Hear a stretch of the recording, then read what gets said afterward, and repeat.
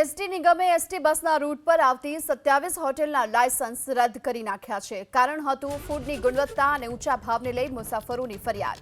અને આ મુસાફરોની ફરિયાદ બાદ પાછલા 15 દિવસમાં એસટી નિગમના અધિકારીઓએ આ હોટેલોમાં ચેકિંગ કર્યું, જેમાં ઘણી ખામીઓ જોવા મળી। હોટેલમાં સ્વચ્છતાનો અભાવ હતો, ફૂડની ગુણવત્તા અને વધુ ભાવ પણ વસૂલાતા હતા। અને એટલું જ નહીં, કેટલીક હોટેલના માલિકોના વર્તન અંગે પણ ફરિયાદ થઈ હતી, જેને લઈને આવી 27 હોટેલના લાયસન્સ રદ કરી દેવાયા, જેમાં સૌથી વધુ વડોદરાની 7, ભરૂચની 5, પાલનપુર, મહેસાણા, ગોધરાની 3 હોટેલોનો સમાવેશ થાય છે।